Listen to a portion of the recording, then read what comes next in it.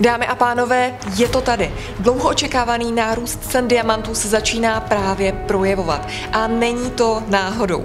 Ti z vás, kteří sledujete vývoj cen diamantů dlouhodobě, jistě víte, že za posledních několik let si diamant svoji cenu držel, stagnoval na ní nějaké zvláštní nárůsty, v té hodnotě jsme nezaznamenali.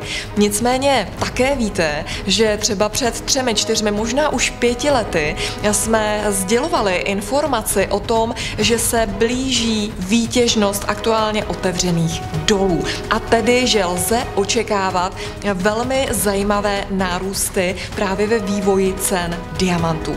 No a to se v tuto chvíli stalo skutečností a skutečně poslední měsíc, 2 ty ceny diamantů průřezem jednotlivých kategorií začínají velmi zajímavě narůstat. Co znamená výtěžnost aktuálně otevřených dolů?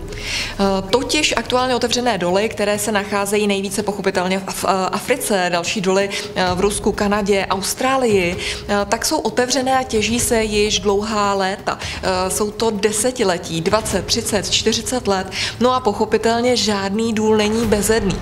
Tedy aktuálně přicházíme do období, kdy mezi lety 2020 a 2025 bude dotěžena drtivá většina všech právě aktuálních diamantových dolů, které jsou otevřené a které se dlouhodobě těží.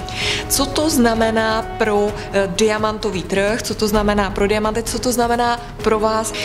Neznamená to, že by se diamantová těžba zastavila. Rozhodně se bude pokračovat v těžbě dál, protože naleziště se na planetě Zemi nacházejí ještě neotevřená, tedy budou se otevírat další doly. Nicméně již v tuto chvíli se ví, že tyto doly se už vždy nacházejí na hůře přístupných místech. Totiž aktuálně otevřené doly, například ty africké, se vyznačují příjemným klimatem, respektive teplým klimatem. Můžeme kopnout do toho písku a tak říkajíc už rovnou těžíme tu diamantonosnou hordinu. Je zde také levná pracovní síla.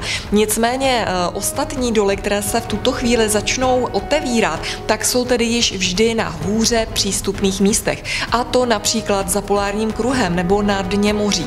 No a už jenom z tohoto prostého faktu pro tu těžbu bude potřeba kvalitnější, modernější, náročnější technologie, aby ta těžba mohla proběhnout. No a pochopitelně náročnější, tedy dražší technologie se musí nutně promítnout i do nárůstu cen diamantů. To je jeden z velmi klíčových faktorů, které se promítají právě do vývoje cen diamantů. No možná se zaregistrovali, že třeba už před nějakými 14 dny vyšel článek o aktuálním uzavření největšího dolu na světě v Austrálii, který už 40 let je těžený a právě tam dochází k uzavření. No a to se teď bude dít ve zvětšené míře.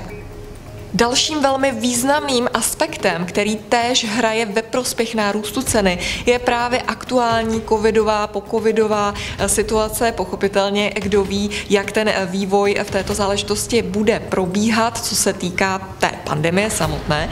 Nicméně, co se týká ekonomiky a co se týká vývoje cen nejen diamantů, tak tam už ty projevy jsou značné, jsou patrné. Možná řada z vás ví, že například zlato vystřelilo raketově na své ceně a přestože se drží na těch historických takzvaně maximech, je stále předpoklad, že bude ještě růst. No a u diamantů je to zrovna tak. Pochopitelně u diamantu ten nárůst je zpravidla pozvolnější, ale také trvalejší a dlouhodobější. No a my už v tuto chvíli sledujeme, že za poslední týdny a měsíce se vývoj ceny diamantů začíná výrazně měnit a začíná výrazně růst. Už u těch menších kategorií, jako jsou 0,3 karáty, půl karáty, karáty, ale i u těch větších, třeba 3 karátů, 4 karátů, ta cena jde poměrně výrazně nahoru. Za poslední měsíc to bylo v průměru mezi 5 až 10%, což je poměrně zajímavý jev. A co je pro vás velmi důležité, je to, že tento trend nás jen tak neopustí. Ta cena bude růst i nadále, a to nejenom v nejbližších měsících, ale v nejbližších letech. Právě díky ekonomickým následkům těch nedávných událostí a událostí probíhajících, ale také díky oné výtěžnosti dolů. Znamená to tedy, že nejenom, že ceny diamantů v tuto chvíli již rostou, ale růst po nějakou dobu ještě velice zajímavě budou. Tedy pokud vy máte zálusk na nákup diamantů, kupujte teď, kupujte co nejdříve, protože ta cena roste a ještě strmě poroste nahoru. No a co se týká ceny diamantů, nemusíte se orientovat jen na ty velké částky, milionové částky nebo statisícové. Velmi krásně se ten vývoj vyvíjí právě u těch menších kamenů, třeba za několik málo desítek tisíc. A na to, věřím, dosáhne celá řada příznivců diamantů. Tedy teď je ten správný okamžik, nakupujte, protože jestli nakoupit, tak právě nyní.